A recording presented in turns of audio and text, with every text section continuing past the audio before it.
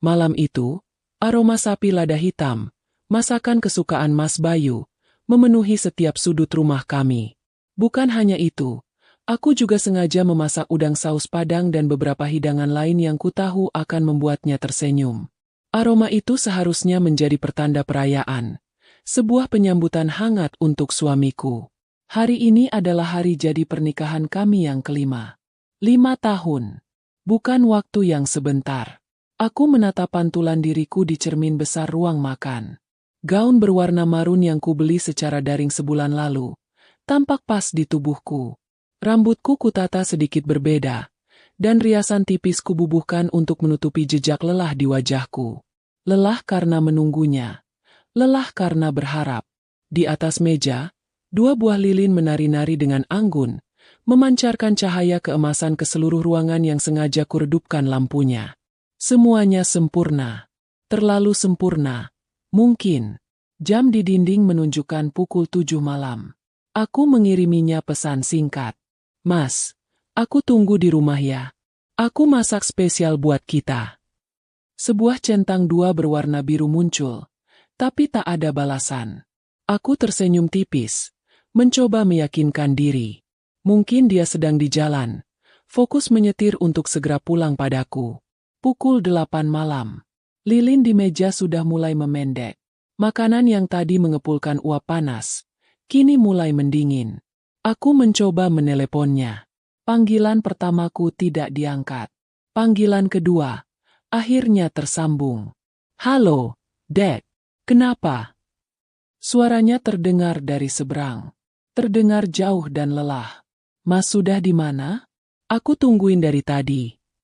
Suaraku kubuat seceria mungkin, menyembunyikan getar kekecewaan. Aduh, maaf, Dek. Ini masih ada revisi mendadak dari klien. Penting banget. Nggak bisa ditinggal. Kamu makan duluan saja ya. Jangan tungguin Mas. Sambungan telepon terputus bahkan sebelum aku sempat menjawab. Revisi mendadak. Alasan yang sama seperti bulan lalu saat aku mengajaknya menonton film. Alasan yang sama seperti minggu lalu saat aku memintanya menemaniku ke acara keluarga. Selalu ada yang lebih penting. Selalu ada yang lebih mendesak. Aku duduk sendirian di meja makan yang besar itu. Kursi di seberangku kosong. Sepi mulai bersuara. Suaranya adalah detak jarum jam yang terasa mengejek, suara dengung kulkas di dapur, dan helaan napasku yang terasa semakin berat. Aku menatap 2 piring yang masih bersih. 2 gelas yang masih kosong. Rumah ini megah. Mas Bayu membelikannya untukku. Perabotnya mahal. Mas Bayu yang memilihnya. Dia memberiku segalanya. Kecuali satu hal yang paling kubutuhkan, dirinya. Pukul 10 malam. Aku sudah tak lagi berharap. Gaun indah ini terasa seperti kostum konyol. Riasan di wajahku terasa seperti topeng. Aku meniup lilin itu satu persatu, membiarkan kegelapan mengambil alih ruangan. Tepat saat itu, kudengar suara gerbang depan dibuka, diikuti oleh suara mobil yang masuk ke garasi. Mas Bayu pulang. Aku segera menyalakan kembali lampu utama, bergegas ke dapur untuk memanaskan kembali makanan, berharap sisa-sisa semangatku masih bisa menyelamatkan malam ini. Dia masuk ke dalam rumah. Wajahnya kusut, kemejanya lecek, dasinya sudah longgar menggantung di leher. Ia meletakkan tas kerjanya di sofa dengan kasar, lalu menghempaskan tubuhnya. Mas, kamu sudah pulang? Aku panaskan makanannya sebentar ya. Ujarku sambil tersenyum, senyum yang terasa kaku di bibirku. Dia menoleh padaku, tatapannya kosong. Matanya bahkan tidak menyadari penampilanku yang berbeda, atau meja makan yang sempat kutata dengan indah. Aku capek banget, Dek, katanya dengan suara parau. Mau langsung tidur. Dia bangkit, menepuk pundakku sekilas, sebuah sentuhan tanpa rasa, lalu berjalan lurus menuju kamar tidur kami. Beberapa detik kemudian, pintu kamar itu tertutup, meninggalkanku sendirian bersama semua hidangan yang mulai mendingin untuk kedua kalinya. Aku berdiri mematung di tengah ruangan. Air mata yang sejak tadi kutahan, akhirnya jatuh tanpa bisa kucegah. Aku berjalan ke meja makan, menyentuh permukaan piring yang dingin. Disinilah aku, Rina, Seorang istri di dalam istana yang dibangun suaminya sendiri. Sebuah istana yang megah, namun dingin dan tak berpenghuni. Malam itu, aku akhirnya sadar, aku hanyalah salah satu pajangan mahal di dalamnya.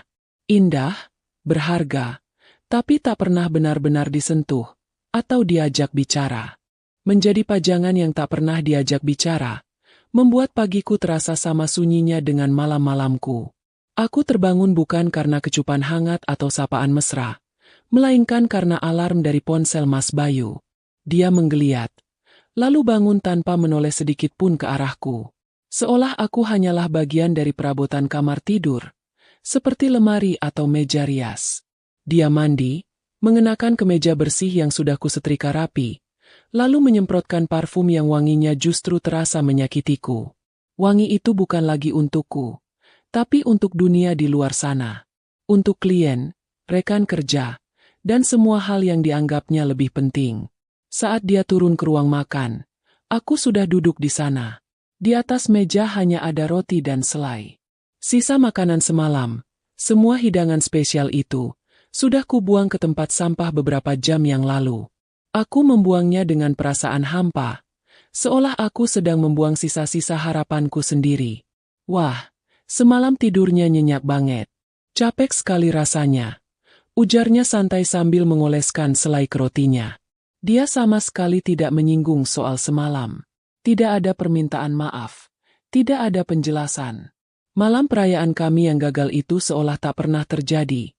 Hanya mimpi buruk yang kualami seorang diri. Aku hanya mengangguk kecil. Tak sanggup berkata-kata. Lidahku terasa keluh. Setelah menghabiskan rotinya dengan cepat, dia bangkit, mengambil tas kerjanya, dan hanya berkata, "Mas berangkat dulu ya." Lalu dia pergi. Pintu depan tertutup, dan sunyi kembali memelukku dengan erat. Aku menatap rumah yang bersih dan rapi ini. Dulu, aku adalah seorang wanita karir yang punya banyak mimpi. Aku punya duniaku sendiri. Tapi aku melepaskan semuanya demi janji Mas Bayu untuk membahagiakanku. Dia menepati janjinya dengan materi, tapi dia merampas jiwaku perlahan-lahan. Aku menaiki tangga menuju gudang, membuka sebuah kotak tua berdebu. Di dalamnya, aku menemukan album foto lamaku. Kulihat diriku di sana, tertawa lepas bersama teman-temanku. Mataku berbinar penuh semangat saat presentasi di kantor lamaku. Wanita di foto itu terasa begitu asing. Siapa dia? Apakah aku pernah sebahagia itu? Air mataku kembali menetes. Jatuh di atas foto diriku yang sedang tersenyum. Saat itulah sebuah keputusan terbentuk di dalam benakku. Aku tidak bisa terus seperti ini. Aku tidak mau mati perlahan di dalam sangkar emasku sendiri. Aku harus mencari udara. Aku harus mencari kehidupan. Aku harus mencari diriku yang hilang. Aku teringat sebuah pamflet yang kulihat di majalah. Sebuah komunitas pecinta tanaman di area pinggir kota. Tidak terlalu jauh dari sini. Tempat di mana orang-orang berkumpul untuk menanam, merawat, dan berbagi cerita tentang hijau. Tanpa berpikir panjang, aku berganti pakaian, mengambil kunci mobil, dan pergi meninggalkan rumah yang terasa seperti penjara itu. Setibanya di sana, suasana terasa begitu berbeda. Udara lebih segar, aroma tanah basah dan dedaunan menyapaku. Aku melihat orang-orang dari berbagai usia, tertawa, dan sibuk dengan pot dan tanaman mereka masing-masing. Ada kehidupan di sini. Ada energi yang sudah lama tidak kurasakan. Aku membeli beberapa bibit bunga dan sebuah pot keramik yang cukup besar. Saat aku mencoba mengangkat pot itu untuk membawanya ke mobil, aku sedikit kesulitan. Pot itu berat, dan peganganku licin. Tiba-tiba, sebuah suara ramah datang dari belakangku. "Butuh bantuan, Mbak?" Aku menoleh. Seorang pria dengan kemeja flanel dan topi sederhana tersenyum padaku. Senyumnya tulus, tanpa maksud apa-apa. Iya, Mas." Agak berat ternyata. Jawabku sedikit malu. "Sini, saya bantu." Dia dengan mudah mengangkat pot itu. "Mau ditaruh di mana?" "Di bagasi mobil saya saja, Mas." "Mobil yang di sana," kataku sambil menunjuk mobilku. Dia berjalan di depanku, dan aku mengikutinya dari belakang. Setelah meletakkan pot itu dengan hati-hati di dalam bagasi, dia berbalik menatapku. Ada sedikit noda tanah di pipiku, dan dia menunjukkannya dengan jarinya sendiri, tapi tanpa menyentuhku. Itu, di pipinya ada sedikit oleh-oleh dari kebun, katanya sambil tertawa kecil. Aku refleks mengusap pipiku, merasa semakin malu. Aduh, maaf, Mas. Terima kasih banyak ya sudah dibantu. Santai saja, jawabnya. Lalu dia menatapku sejenak. Tatapan yang terasa begitu tulus. Jangan cemberut gitu, Mbak. Nanti tanamannya ikut sedih. Loh, senyumnya mana? Aku tertegun. Sebuah kalimat sederhana yang entah kenapa terasa menembus pertahananku. Aku, yang sudah lupa bagaimana caranya tersenyum tulus, tiba-tiba menarik sedikit sudut bibirku. Sebuah senyum kecil yang kaku. Pria itu membalas senyumku. Nah, begitu kan lebih manis. Saya Adrian. Kalau butuh bantuan lagi, jangan sungkan panggil saya. Dia mengangguk sopan, lalu berjalan kembali ke area kebunnya. Aku masih berdiri di sana, mematung. Adrian. Namanya Adrian. Aku mengulang nama itu di dalam hati. Bukan karena aku tertarik padanya. Bukan. Tapi karena percakapan singkat tadi terasa seperti embusan angin segar pertama setelah bertahun-tahun terkurung di ruangan pengap. Dia melihatku. Dia peduli pada senyumku. Sebuah hal kecil yang sudah lama sekali tidak diberikan oleh suamiku sendiri. Dan untuk pertama kalinya setelah sekian lama, aku pulang ke rumah yang dingin itu dengan membawa sepercik kehangatan kecil di dalam dadaku. Sepenggal kehangatan kecil yang kubawa pulang hari itu, ternyata menjadi candu yang tidak kusadari. Aku mulai menjadikan komunitas tanaman itu sebagai alasanku untuk keluar rumah hampir setiap hari. Aku merawat tanamanku dengan sepenuh hati, namun sesungguhnya, yang kurawat adalah jiwaku yang layu. Dan Adrian, dia selalu ada di sana. Dia tidak pernah melakukan hal yang berlebihan. Dia hanya menyapaku, menanyakan kabarku, atau sesekali membawakanku es teh manis saat matahari sedang terik. Hal-hal kecil yang seharusnya biasa saja, namun terasa luar biasa untukku. Suatu sore, aku mencoba menunjukkan pada Mas Bayu tanaman anggrek yang baru saja kubeli. Aku menunggunya sampai dia selesai dengan laptopnya. Mas, lihat deh, cantik kan bunganya? Kataku sambil membawa pot kecil itu ke hadapannya. Dia hanya melirik sekilas, sangat sekilas. Iya, bagus, jawabnya. Lalu matanya kembali terpaku pada layar laptopnya. Nanti dulu ya Dek, ini Mas lagi balas email penting. Hatiku mencelos. Aku meletakkan kembali pot anggrek itu di sudut ruangan dengan perasaan kecewa. Beberapa menit kemudian, ponselku bergetar. Sebuah pesan dari Adrian. Bagaimana kabar tanaman barunya? Sudah disiram? Jangan lupa ditaruh di tempat yang kena matahari pagi ya. Aku terpaku membaca pesan itu. Pria yang baru ku kenal beberapa minggu lebih peduli pada tanamanku dibandingkan suamiku sendiri. Aku tersenyum getir. Perhatian Adrian terasa seperti oasis, dan tanpa sadar, aku terus kembali ke sana untuk minum, lagi dan lagi. Pertemuan kami menjadi semakin sering, obrolan kami menjadi semakin dalam. Aku menceritakan tentang hobiku yang terlupakan, tentang film-film yang ingin ku tonton. Dia mendengarkan, benar-benar mendengarkan. Puncak dari semua ini terjadi pada suatu sore yang mendung. Seharusnya, hari itu adalah akhir pekan yang sudah kami rencanakan sejak lama. Mas Bayu berjanji akan mengajakku liburan singkat ke puncak. Tapi pagi itu, sebuah telepon dari kantornya menghancurkan segalanya. Dia harus pergi keluar kota untuk rapat darurat. Lagi-lagi, aku ditinggalkan. Dengan hati yang hancur, aku menyetir tanpa tujuan, dan entah kenapa, mobilku berhenti di dekat komunitas tanaman itu. Aku menelepon Adrian, hanya untuk mencari teman bicara. Dia yang menyadari getar suaraku, langsung menawariku untuk bertemu di sebuah kafe terdekat. Hujan turun dengan derasnya saat kami duduk di dalam mobilnya setelah dari kafe. Kami hanya diam, memandangi air hujan yang membasahi kaca mobil, menciptakan dinding buram antara kami dan dunia luar. Aku tidak sanggup lagi membendungnya. Aku menangis. Bukan tangisan lirih, tapi isak tangis yang menyakitkan, yang keluar dari lubuk hatiku yang paling dalam. Aku menumpahkan semuanya. Tentang rasa sepiku, tentang perasaanku yang tak pernah dianggap ada, tentang janjinya yang selalu diingkari. Adrian tidak memotong. Dia hanya diam, membiarkanku mengeluarkan semua bebanku. Setelah tangisku sedikit mereda, dia mengulurkan sapu tangan. "Kamu berhak bahagia, Rina," bisiknya pelan. Suaranya terdengar begitu tulus. Dia menatapku, dan saat itu, aku melihat sesuatu yang berbeda di matanya. Bukan hanya iba, tapi sesuatu yang lebih dalam.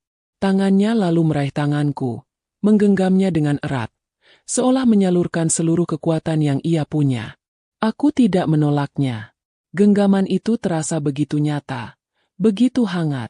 Kami saling bertatapan dalam diam. Hanya ada suara hujan di atap mobil dan deru napas kami yang tidak beraturan. Perlahan, dia mendekatkan wajahnya.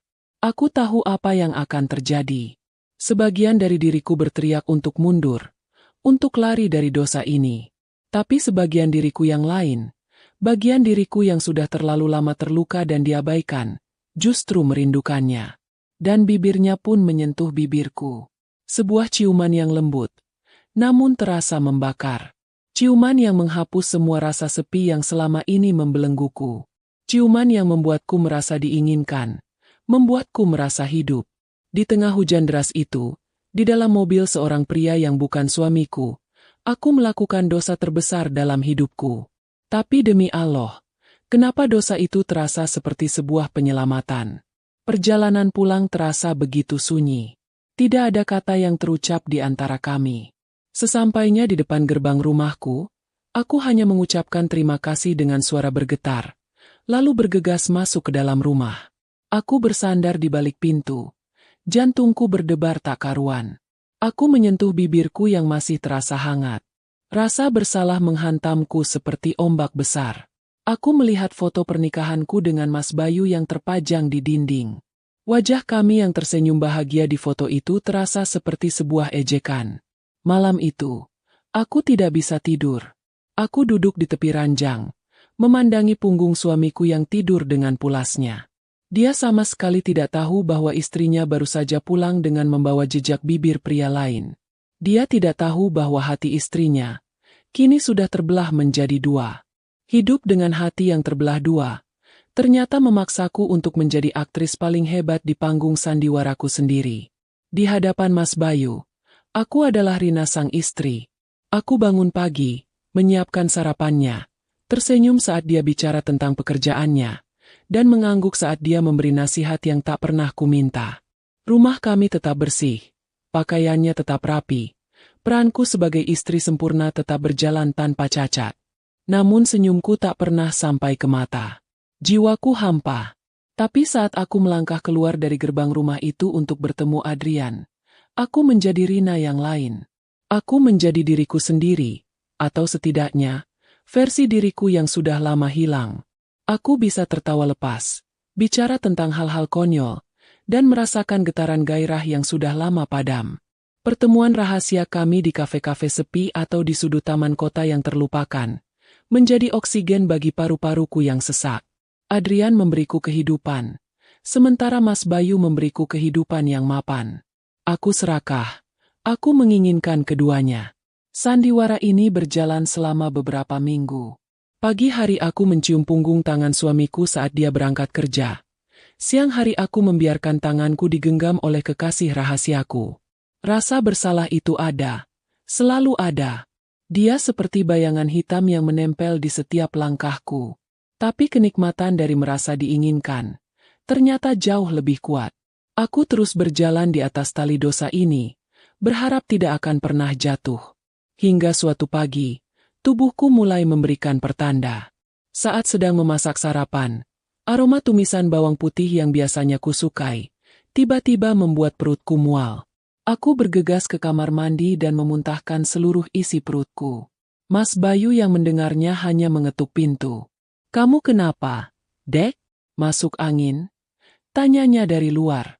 "Iya, Mas, cuma masuk angin biasa.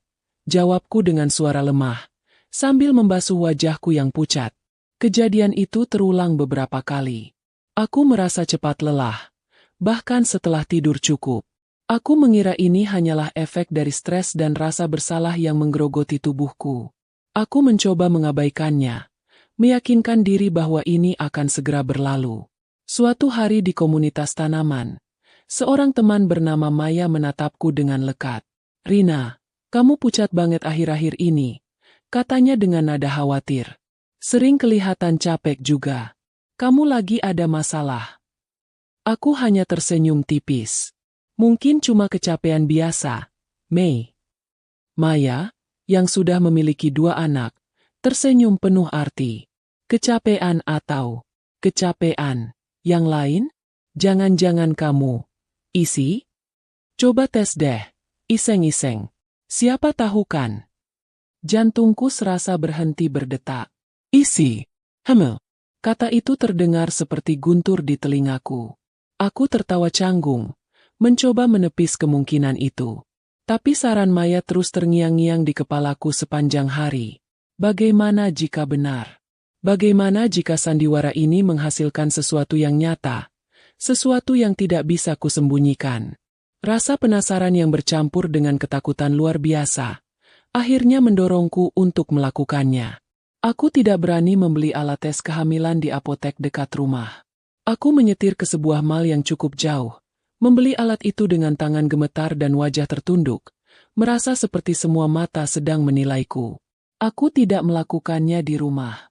Rumah itu terlalu suci untuk menampung kebenaran yang mungkin akan sangat kotor. Aku masuk ke dalam toilet umum di mal yang ramai. Aku mengunci diriku di dalam salah satu bilik yang sempit dan pengap. Tanganku bergetar hebat saat membuka bungkusnya. Aku mengikuti instruksi seperti robot. Otakku terasa kosong. Lalu dimulailah 3 menit penantian yang terasa seperti seumur hidup. Aku menatap benda kecil itu di tanganku. Aku berdoa dalam hati. "Ya Allah, tolong jangan sekarang. Biarkan ini hanya ketakutanku saja. Tolong." Waktu habis. Dengan napas tertahan, aku membalik alat tes itu. 2 garis. Bukan 1 garis samar, tapi 2 garis biru yang tegas dan jelas. Sangat jelas. Duniaku runtuh seketika. Suara ramai mal di luar pintu toilet seakan lenyap. Waktu seakan berhenti berputar. Yang ada hanyalah aku, bilik toilet yang sempit, dan 2 garis biru yang menjadi vonis takdir untukku. Kakiku lemas. Aku terduduk di lantai yang dingin. Napasku sesak. Air mataku mengalir tanpa suara. Ini nyata. Ada nyawa yang tumbuh di dalam rahimku. Pikiranku berkecamuk. Kapan terakhir kali aku bersama Mas Bayu? 2 minggu lalu. Sebuah hubungan singkat tanpa gairah. Hanya sebuah kewajiban malam Jumat. Lalu kapan terakhir kali aku bersama Adrian? Minggu lalu. Sebuah siang yang penuh gairah di sebuah tempat yang kami sewa. Keduanya bisa menjadi ayah dari anak ini. Di dalam bilik toilet yang sempit ini, aku memegang takdirku di tangan. Sebuah nyawa baru, sebuah rahasia besar, dan satu pertanyaan yang akan menghancurkan duniaku. Anak ini, anak siapa? Pertanyaan, anak siapa ini, terus berputar di kepalaku seperti kaset rusak. Mengubah hari-hariku menjadi sebuah neraka sunyi yang kubangun sendiri. Minggu-minggu berlalu dalam kabut ketakutan. Aku hidup seperti mayat hidup. Aku memasak tanpa merasakan lapar. Aku membersihkan rumah tanpa merasakan lelah. Aku tidur tanpa merasakan istirahat. Setiap pagi saat mual itu datang, rasanya seperti sebuah pengingat akan dosa yang kini tumbuh nyata di dalam diriku. Aku menghindari Adrian. Aku tidak menjawab teleponnya. Aku tidak membalas pesannya. Aku terlalu takut untuk menatap matanya. Takut jika dia akan melihat kebenaran mengerikan ini. Aku juga menjadi semakin pendiam di hadapan Mas Bayu. Takut jika satu kata yang salah akan membongkar segalanya. Aku hidup di dalam penjara kebohonganku, dan dindingnya terasa semakin mendekat setiap hari, siap untuk menghimpitku hingga hancur. Hingga suatu sore, sesuatu yang tak terduga terjadi. Mas Bayu pulang lebih awal. Bukan pukul 10 atau 9 malam, tapi pukul 5 sore, saat matahari bahkan belum terbenam. Aku yang sedang duduk melamun di ruang tengah, terkejut melihatnya masuk dengan senyum lebar di wajahnya. Senyum tulus yang sudah sangat lama tidak kulihat. Di tangannya, ada sebuah buket bunga lili putih, bunga kesukaanku. "Assalamualaikum, sayang." Sapanya dengan suara yang ceria. Atmosfer rumah yang tadinya suram dan berat, seakan tersapu bersih oleh auranya. Aku menjawab salamnya dengan gugup. "Mas, kok sudah pulang?" tanyaku, mencoba menyembunyikan keterkejutanku. "Tentu saja pulang. Memangnya Mas mau kemana lagi selain pulang ke istri Mas yang paling cantik ini?" katanya sambil memberikan bunga itu padaku dan mengecup keningku. Sebuah kecupan yang hangat dan lama. Jantungku berdebar kencang, karena rasa bersalah. Dia duduk di sampingku di sofa, menggenggam kedua tanganku dengan erat. Wajahnya berbinar. "Dek, ada kabar yang sangat gembira," mulainya. "Proyek besar yang bikin Mas lembur terus sampai lupa waktu itu akhirnya disetujui. Dan Mas dapat promosi jadi kepala divisi." Aku mencoba tersenyum. "Alhamdulillah, Mas. Selamat ya. Ini semua berkat doa kamu, sayang." Lanjutnya, matanya menatapku lekat. "Maafin Mas ya. Selama berbulan-bulan ini Mas sudah jadi suami yang buruk. Mas sibuk, Mas cuek, Mas jarang ada waktu buat kamu. Mas sadar Mas sudah terlalu banyak menyita waktu kita. Tapi Mas janji, Dek, mulai besok, semuanya akan berbeda. Mas akan ada lebih banyak waktu untuk kamu. Kita akan perbaiki semuanya. Kita mulai lagi dari awal." Setiap kata-katanya terasa seperti belati yang menusuk hatiku. Permintaan maafnya yang tulus, janjinya yang indah, datang di saat yang paling tidak tepat. Air mataku mulai menggenang. Tapi kutahan sekuat tenaga. "Dan karena sekarang Mas punya lebih banyak waktu dan penghasilan yang lebih baik," lanjutnya, semangatnya semakin meluap. "Kita bisa wujudkan mimpi kita yang paling besar. Kita mulai program punya anak ya, sayang."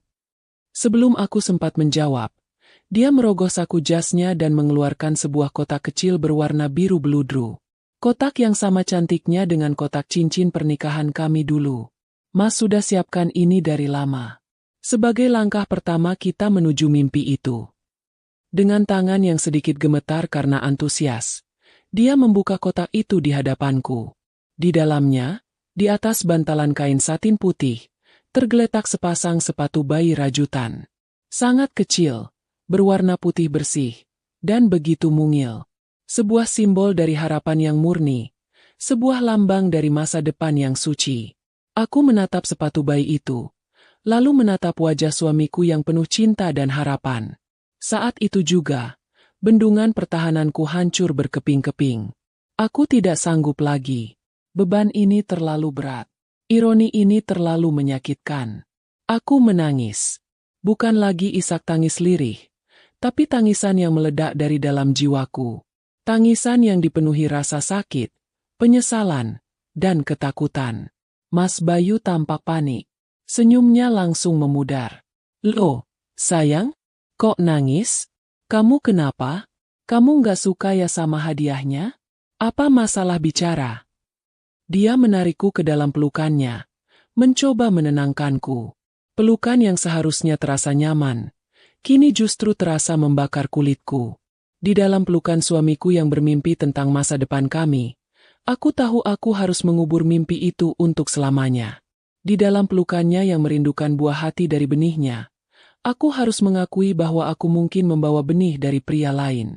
Di sela-sela isak tangisku yang tak terkendali, aku mengumpulkan sisa-sisa kekuatanku.